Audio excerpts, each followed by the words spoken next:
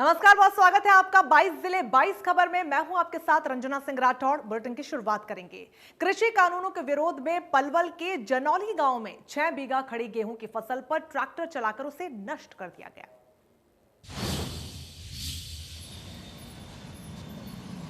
जगह जगह किसानों द्वारा अपनी फसल को ट्रैक्टरों द्वारा नष्ट किया जा रहा है। यही आग अब पलवल जिले में पहुंच चुकी है। पलवल के गांव जनौली में हरिराम और अजीत तेवतिया नामक किसानों ने अपनी खड़ी फसल को ट्रैक्टर से जोत दिया।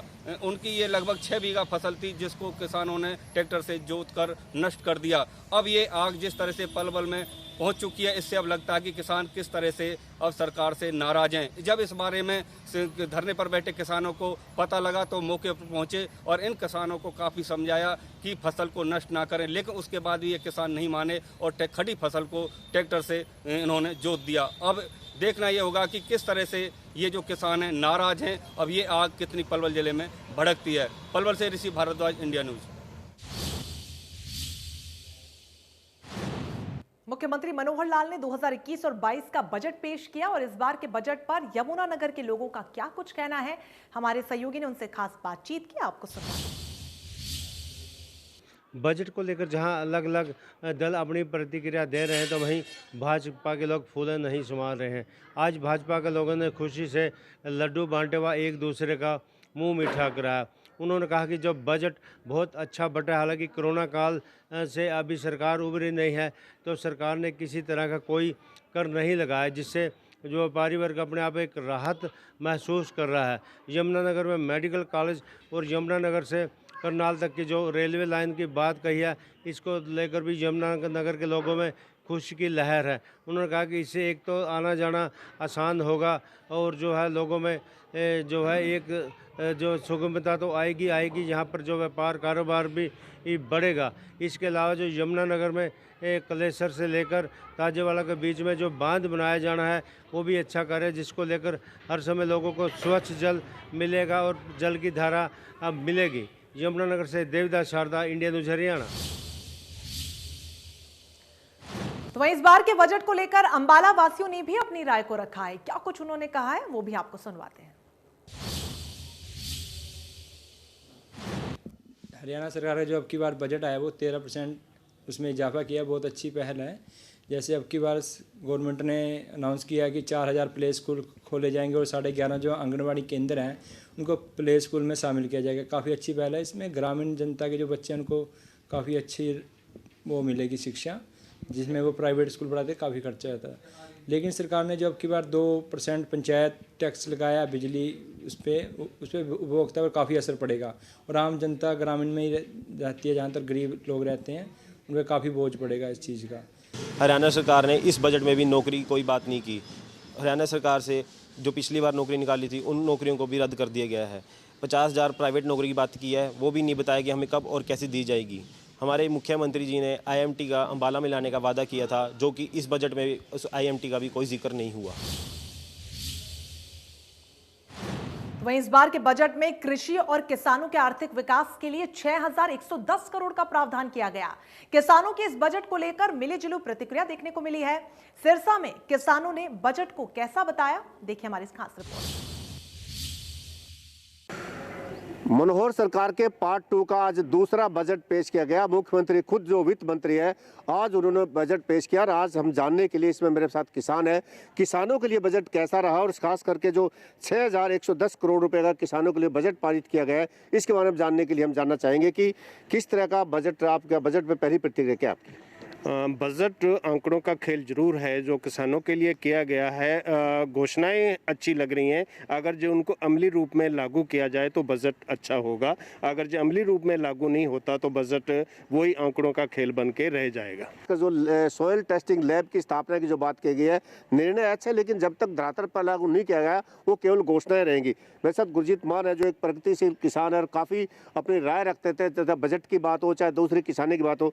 मान साहब, पहली दृष्टि में बजट कैसा लगता है आपको? बजट आने से पहले काफ़ी उम्मीद थी कि कोरोना के रहते और किसानों को आंदोलन को लेते हुए मुख्यमंत्री जो खुद वित्त मंत्री हैं कुछ ना कुछ राहत देंगे, लेकिन बजट में ना तो कुछ ऐसा प्रावधान है जिससे किसानों की आय बढ़े और ना ही कुछ ऐसा प्रावधान है जिससे किसानों की लागत कम हो। इन दोनों को निराशाजनक तो रखता ही है।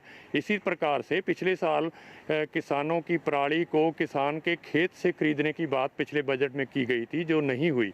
इस बार उसको एक स्टेप आगे ले जाते हुए इस बजट में ये कहा गया है कि किसान के खेत पर ही कंप्रेस्ड नेचुरल गैस बनाई जाएगी, फसल से बनाई जाएगी। लेकिन अगर पिछले साल का एग्जाम्पल देखें तो लगता है वो गैस का गुब्बारा ही होगा, वो कुछ बनने वाला नहीं है। तो ये इनका मानना है कि बजट के अंदर जो घोषणा की गई है, जो बिल्कुल अगर वो लागू नहीं होती तो निराशाजनक कहा जा सकता है।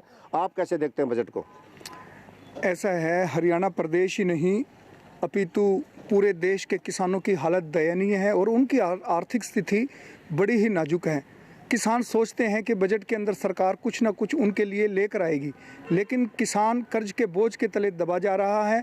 और सबसे बड़ी बात है, जो मुख्यमंत्री से किसानों को आशा थी कर्ज माफ़ी की घोषणा, वो मुख्यमंत्री ने 1 रुपया भी कर्ज माफ़ी की घोषणा नहीं की है किसानों की, जिससे उन्हें निराशा हुई है और बजट में उन किसानों को कुछ भी हाथ नहीं लगा है। तो सबसे बड़ी बात किसानों का बार बार जो जितने किसानों से बातचीत है उन सबका कहना है कि ये जो घोषणाएं किसानों की जाती है असल में धरातल पर लागू नहीं की जाती और यही कारण है कि किसान पिछड़ता जा रहा है। लेकिन ज़रूरत है, चाहे पहले की बजट की बात करें, पूर्व सरकारों की बजट की बात करें, तो बार बार किसानों को ये कहना है कि जो घोषणाएं बजट में की जाती है उसको वाकई में धरातल पर लागू करना। ये कुल मिलाकर के जो बातें की गई है कि जिस तरह से जो किसानों ने ये कहा है कि जो बजट है उस पर उनकी मिली जुली प्रतिक्रिया है, उनका सबसे साफ बात है कि घोषणा जरूर की गई है और बजट को एक आंकड़ों का खेल जरूर किया गया है। लेकिन जिस तरह से किसानों ने साफ कहा है कि जो एक किसान आंदोलन के चलते, जिस तरह से किसानों को उम्मीद थी कि किसान आंदोलन के चलते कहीं न कहीं किसानों को खुश करने के लिए, किसानों को उपहार देने के लिए बजट में कुछ नया लाया जाएगा, लेकिन इस तरह का कुछ इसमें दिखाई।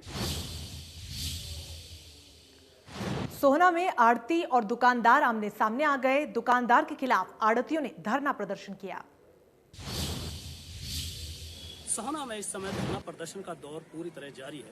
जहां दुकानदार ने आड़तियों के खिलाफ धरना प्रदर्शन किया था, वहीं आज आड़तियों ने दुकानदार के खिलाफ धरना प्रदर्शन किया है। आड़तियों ने आरोप लगाया है कि दुकानदार बेवजह उन्हें परेशान कर रहा है, वह नियमों को ताक पर रखकर सस्ते दामों पर सब्जी लेने का प्रयास कर रहा है। उन्होंने प्रशासन से मांग की है कि दुकानदार के खिलाफ कानूनी कार्रवाई की जाए। वहीं दुकानदार का भी आरोप है कि आड़तियों से बेवजह परेशान कर रहे हैं। वहीं उसने प्रशासन से मांग की है कि आड़तियों के खिलाफ कानूनी कार्रवाई की जाए।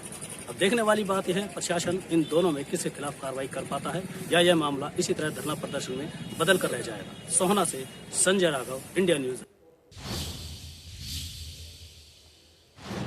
दादरी शहर के रावलदी बाईपास से भिवानी बाईपास तक रोड की हालत पूरी तरीके से जर्जर है, जिससे हमेशा हादसों का डर बना रहता है। सड़क में गड्ढे तो अक्सर लोगों ने देखे सुने होंगे, आपने देखे सुने होंगे, लेकिन अगर गड्ढों में सड़क हो तो क्या कहिएगा। जी हाँ, चरखी दादरी के जो रोड्स हैं उनकी हालत आज यही कुछ बयां कर रही है। तमाम सड़कों पर इसी तरह से धूल उड़ती रहती है, प्रदूषण के शिकार लोग हो चुके हैं। हालांकि महकमा आईसोर कहीं ना कहीं कुंभकर्णी नींद सोया हुआ है। प्रशासनिक अमले को इस बात की जानकारी भी है। खुद चरखी दादरी के उपायुक्त राजेश जोगपाल को इस पूरी बात का इल्म है। अधिकारियों को निर्देशित किए जाने की बात भी कही जा रही है, लेकिन नतीजा वही ढाक के 3 पात वाला है। चाहे ट्रैफिक पुलिस के कर्मचारियों की बात करें जो लगातार 24 घंटे ड्यूटी देते हैं, खुद पानी का छिड़काव कर कहीं ना कहीं मिट्टी को दबाने का प्रयास करते हैं कि मिट्टी ना उड़े, प्रदूषण ना हो, धूल ना उड़े, लेकिन जो विभाग है, संबंधित महकमा इस ओर ध्यान नहीं दे रहा है। वजह यही है कि अधिकांश लोग अब एलर्जी, सांस की दिक्कतों से परेशान हैं। हालांकि दावा किया गया है प्रशासनिक अमले के द्वारा, खुद प्रशासनिक अधिकारियों के द्वारा, जिलाधीश के द्वारा कि अधिकारियों को निर्देशित कर दिया गया है जल्द से जल्द तमाम सड़कें उनकी मुरम्मत करवाई जाएगी, उनको दुरुस्त करवाया जाएगा। लेकिन ये बड़ा सवाल है कि आखिर कब उनको दुरुस्त करवाया जाएगा। चरखी दादरी से सहयोगी अनिल लहरी व वीडियो जर्नलिस्ट सुमित अवस्थी के साथ रवि जांगड़ा, इंडिया न्यूज, हरियाणा। और अब खबर कैथल से, जहां पर कोरोना के मामले लगातार बढ़ रहे हैं। पिछले 24 घंटों में 23 नए मरीज मिलने से हड़कंप मच गया। कैथल में लगातार कोरोना के मामले बढ़ रहे हैं। आज कैथल के अंदर 23 कोरोना पॉजिटिव मामले सामने आए हैं। आज टोटल 541 सैंपल लिए गए थे, जिनमें से 23 कोरोना पॉजिटिव मामले सामने आए हैं। और अगर हम बात करें टोटल एक्टिव केसों की संख्या, तो कैथल में 139 की संख्या एक्टिव केसों की पहुंच चुकी है। और अगर हम बात करें टोटल एक्टिव केसों की जो रोगी है उनकी संख्या की बात करें तो 4144 की संख्या उनकी कैथल में पहुंच चुकी है। इसके साथ साथ बात करें मौत के आंकड़े की संख्या तो 56 की संख्या कैथल में मौत के आंकड़े की पहुंच चुकी है। और अगर हम बात करें टोटल रोगियों की संख्या जो कि ठीक होकर अपने घर जा चुके हैं तो 3449 की संख्या उन रोगियों की है जो ठीक होकर अपने घर जा चुके हैं। इसकी पुष्टि कैथल के सीएमओ ओम प्रकाश ने इसकी पुष्टि की है और शहरवासियों से उन्होंने अपील भी की है कि सोशल डिस्टेंस का बिल्कुल ध्यान रखें और बिना मास्क घर से बाहर ना निकले। अगर बाहर जाएं तो मास्क साथ लेकर और लगाकर जरूर जाएं ताकि जो कोरोना के मामले लगातार बढ़ रहे हैं ताकि इनको रोका जा सके। कैथल से कैमरामैन पवन राविस के साथ मनोज मलिक, इंडिया न्यूज हरियाणा। तो आज हरियाणा का बजट पेश किया गया जहां पर प्रदेश के अलग अलग लोगों की प्रतिक्रियाएं भी सामने आ रही है और इसी सिलसिले में भिवानी के लोगों के बीच पहुंचे हमारे सहयोगी, क्या कुछ उनका कहना है आपको सुनवाते हैं। प्रदेश की मनोहर सरकार के द्वारा बीजेपी जेजेपी गठबंधन का दूसरा बजट पेश किया गया है और दूसरे बजट की अगर बात करें 1,55,000 करोड़ से ज़्यादा का बजट पेश किया गया जो कि विगत बजट की तुलना में 13% ज़्यादा है। भिवानी शहर में इस वक्त मौजूद हैं, कुछ लोग मेरे साथ हैं, उनसे बात करेंगे, जानेंगे आखिर किस तरह का बजट है, बजट को किन मायनों में लेते हैं। सबसे पहले मैं आपके पास आऊँगा, आप किसानी भी करते हैं सीधे तौर पर, तो बजट की अगर मैं बात करूँ किस तरह का बजट पेश किया गया है? जो किसानों के लिए बकरी पालन और चिलिंग प्लांट दिया है भिवानी में, इसके लिए तो हम सरकार का धन्यवाद करते हैं। उसने बहुत अच्छा कदम उठाया ये और भिवानी वासियों के लिए अच्छी बात है।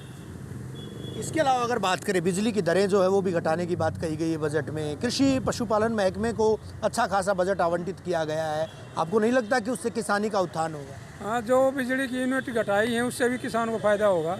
मैं आपसे बात करूंगा, बजट की बात करें और किस तरह का बजट पेश किया? आज जो सरकार ने बजट पेश किया है वो बहुत ही सराहनीय बजट है। ये पिछले साल के मुकाबले इस साल 13% अधिक है जो कि जाके 1,55,000 करोड़ का बजट है। इसके अंदर सरकार ने विशेष रूप से शिक्षा के ऊपर जोर दिया है जिसका बजट लगभग 18,000 करोड़ से भी ज़्यादा का है। शिक्षा ही किसी समाज का उत्थान का काम करती है और शिक्षा से ही कोई समाज प्रगति करता है। जिस प्रकार से उन्होंने कहा और उस पर शिक्षा के लिए करना बहुत बड़ी बात हो जाती है, जिसमें बच्चियों के लिए भी और हमारे वर्ग के लिए जैसे शिक्षा 12वीं तक फ्री करी, ये सब चीज़ें बड़ी ऐतिहासिक है। पेंशन 2500 रुपये कर दी बुजुर्गों के लिए, यह भी अपने आप में एक मील का पत्थर साबित हो गया। जिस तरह से आज हरियाणा सरकार में मनोहर लाल खट्टर ने जो बजट पेश किया है, जैसे किसानों को लेकर के 5,374 करोड़ जो आवंटित किए गए और जो किसानों को मिलने वाली जो बिजली है वो 7 रुपये 50 पैसे प्रति यूनिट होती थी, उसको घटा करके 4 रुपये 75 पैसे यूनिट किया गया।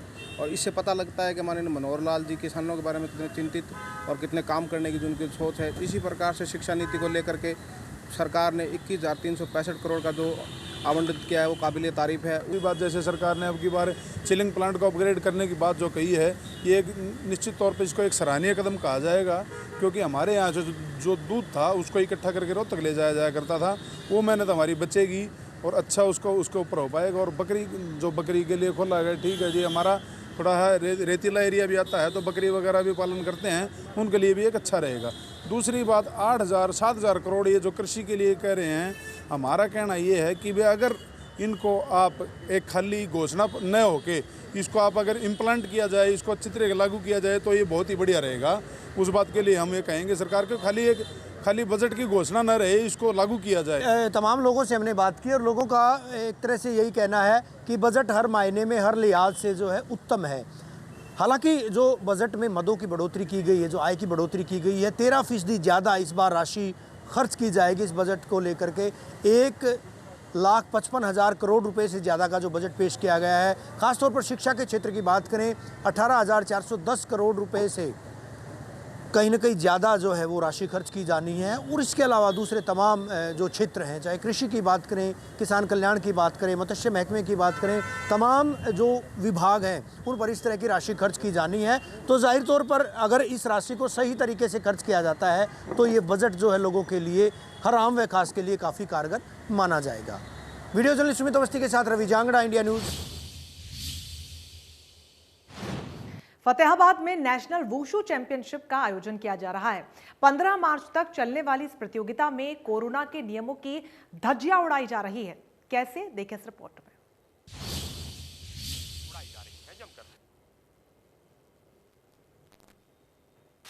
फतेहाबाद के अनाज मंडी में सैकड़ों की संख्या में खिलाड़ी पहुंचे हुए हैं, लेकिन कोरोना के नियमों का पालन नहीं किया जा रहा। इक्का दुक्का को छोड़कर किसी ने भी मास्क नहीं लगाया हुआ, चाहे वो एसोसिएशन के लोग हों या खिलाड़ी, किसी के द्वारा भी मास्क का प्रयोग नहीं किया जा रहा। वहीं अगर फतेहाबाद की बात की जाए तो लगातार कोरोना के आंकड़े बढ़ रहे हैं। फतेहाबाद में 10 नए मामले कोरोना के सामने आ चुके हैं। वहीं एक व्यक्ति की इसके चलते पटियाला के प्राइवेट अस्पताल में मौत भी हो चुकी है, लेकिन फिर भी प्रशासन इस ओर ध्यान नहीं दे रहा। चाहे स्वास्थ्य विभाग हो या ट्रैफिक पुलिस, किसी के द्वारा भी वहां पहुंचकर हिदायत तक जारी नहीं की जा रही। और जितने भी खिलाड़ी कई राज्यों से पहुंच रहे हैं, उनके द्वारा कोरोना के नियमों का पालन नहीं किया जा रहा, जिसके चलते फतेहाबाद में कोरोना फैलने के चांस ज़्यादा से ज़्यादा बढ़ रहे हैं। हालांकि एसोसिएशन के अधिकारियों से इस संबंध में बात की गई तो उन्होंने कहा कि वह कोरोना के नियमों का पालन करवा रहे हैं। वहीं स्वास्थ्य विभाग के जो सीएमओ हैं उनसे बात की गई तो उन्होंने कहा कि इसको लेकर देखा जाएगा और इसको लेकर स्वास्थ्य विभाग के अधिकारी निगरानी करेंगे। लेकिन फिलहाल इसको लेकर कोई भी सुरक्षा व्यवस्था बिल्कुल भी नहीं है और कोरोना के नियमों की जमकर धज्जियां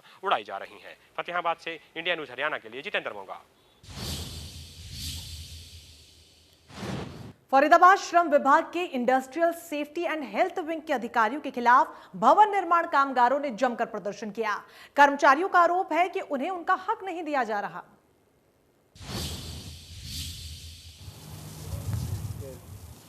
श्रम विभाग के industrial health and safety wing के अधिकारियों के खिलाफ में आज कामगारों ने जमकर प्रदर्शन किया और प्रदर्शन इस बात को लेकर के उनको हरियाणा सरकार द्वारा 22 तरह की जो सुविधाएं दी जा रही हैं उनमें कहीं ना कहीं विंग के अधिकारी रोड़ा अटका रहे हैं और इस बात को लेकर पिछले 2 साल से कार्यालय के चक्कर लगा रहे हैं। और ये कामगार वो हैं जो भवन निर्माण में लगे हुए हैं, यानी कि रोजाना खाने कमाने वाले जो मजदूर हैं उनको भी पिछले 2 साल से इस बात को लेकर परेशान किया जा रहा है। हरियाणा सरकार की तरफ से तमाम तरह की सुविधाएं उनको अंतिम व्यक्ति तक मुख्यमंत्री कह चुके हैं कि सुविधाएं देनी है, लेकिन कुछ अधिकारी उन सुविधाओं को और उन सरकार के जो नीति हैं उनको पलीता लगाते हुए दिखाई दे रहे हैं। अगर विंग के डिप्टी डायरेक्टर धर्मेंद्र सिंह की माने तो उनकी तरफ से कोशिश की जा रही है कि इसको ठीक कराया जाए, लेकिन जो कर्मचारी हैं और मजदूर हैं उनका साफ तौर से आरोप इस बात को लेकर है कि डिप्टी डायरेक्टर की तरफ से उनकी जो एप्लीकेशन है उनको रिजेक्ट किया जा रहा है और इसी वजह से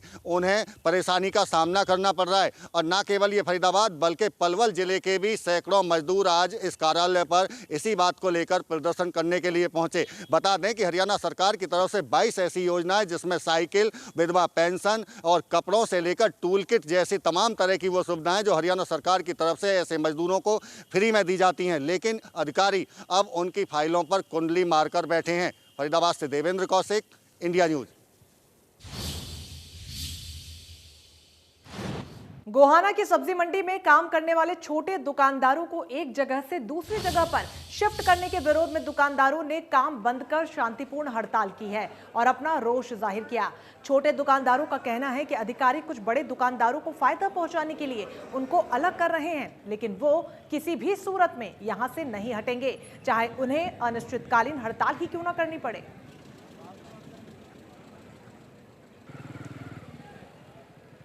सेक्रेटरी साहब आए हैं, वो कह रहे थे भाई इस साइड को खाली करो, उस साइड के नीचे जाओ, रात जान यहाँ बिठाओगे, रात जान वहाँ बिठाओगे। तो काम आ रहे थे आज से वहाँ से ले गए, वो तो बिल्कुल भूखे मर जाए, तो नहीं काम नहीं है, रात तो यहीं लेगा चलो रहा है, वहाँ तो एक भी बात लिखा हुआ है। इस करता हमने काम बंद कराया जी यहीं रहने के लिए। ये यहाँ से हमारे को उठा गए परली साइड नीचे भेज रहे हैं रात को डरा दोबारा जी, जो कि यहाँ पहले काम नहीं है जी, तो जो वो आधे वहाँ चले जाएंगे तो जी काम कतई ख़त्म हो जाएगा जी। इस मारे जी हम यहीं बैठे हैं जी और यहीं बैठना चाहेंगे जी। हमारा और कोई रीज़न नहीं है जी कि हमारे को 17 साल से यहीं बैठे हैं जी और 17 साल से और यहाँ से उठना नहीं चाहते जी हम जी, बस काम इतना ही है जी और उठेंगे नहीं जी। हमारे को यहाँ से कल आए थे, सेक्रेटरी साहब भी आए थे और कह रहे थे आगे इसको खाली करो साइड को और वहाँ परले साइड में भेजेंगे, और इसलिए हमने यहाँ इसको काम बंद करके हम बैठे हैं यहाँ और हम यहाँ वहाँ जाना नहीं चाहते, हम इसी साइड में रहना चाहते हैं। ये परली साइड की 2-4 आड़ती है जो बार बार हमारी शिकायतें लगाते हैं, इसी कारण से जो है मतलब ये पंगा चल रहा है। वो शिकायतें क्यों लगा रहे हैं? वो शिकायतें यूँ लगा रहे हैं कि भाई इनको उठा के वहाँ भिजवाओ ताकि। और अब खबर कोसली से, जहां पर पुलिस ने नाकाबंदी कर अवैध शराब के खिलाफ अभियान चलाया। पिछले काफी समय से अवैध शराब को बेचने की शिकायतें मिल रही थी। नाकेबंदी के दौरान पुलिस ने पिता और पुत्र को देसी शराब के साथ रंगे हाथों गिरफ्तार किया है। आरोपी शराब की 3 पेटियां लेकर मोटरसाइकिल पर सवार होकर जा रहे थे।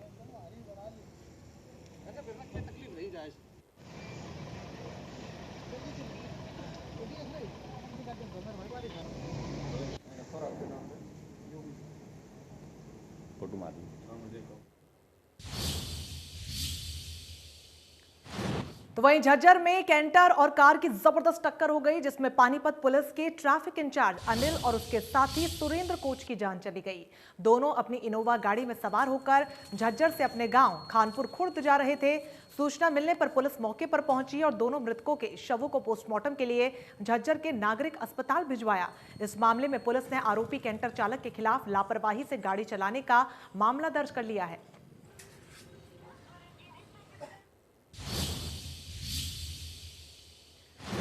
तो इसी के साथ फिलहाल के लिए इस बुलेटिन में बस इतना ही, लेकिन लगातार बड़ी खबरों के लिए आप बने रहिए हमारे साथ। नमस्कार।